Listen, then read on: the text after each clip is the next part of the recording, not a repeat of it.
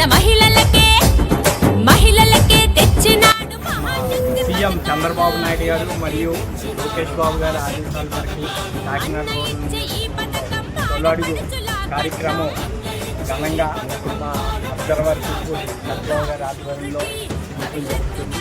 ముఖ్యంగా రైతుల గురించి చెప్పుకోవాలంటే గత ప్రభుత్వంలో రైతులకి హాస్పిటల్ మీద ఫోటోలు వేయించుకోవటం తప్ప ఆయన బలవంతంగా రీసర్వే అన్న ఒక పేరుతో రైతులు భూముల హద్దులు మార్చి రైతుల మధ్యన గొడవలు పెట్టింది.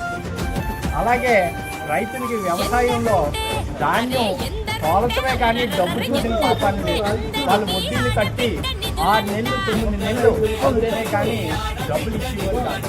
ఇది గత మన 30 సంవత్సరాలతో ఎప్పుడూ లేని పద్ధతి ఆయన అవలంబించారు.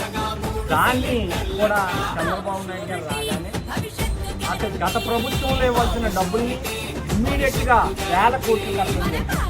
ఈరోజు ధాన్యం అమ్మగానే ఖచ్చితంగా 10 రోజుల్లో వాళ్ళ డబ్బులు పడకపోతే మాకు చెప్పండి, సివిల్ సప్లై వాళ్ళని అడుగుతూ అది ఇమ్మీడియట్గా క్లీన్ చేయడం కూడా ఉన్నదని తెలియజేస్తూ, అంతేకాకుండా రైతుకి రావాల్సిన అంటే సెంట్రల్ గవర్నమెంట్తో రైతు భరోసా కలిపేయడానికి రాష్ట్ర ప్రభుత్వం సిద్ధంగా ఉంది.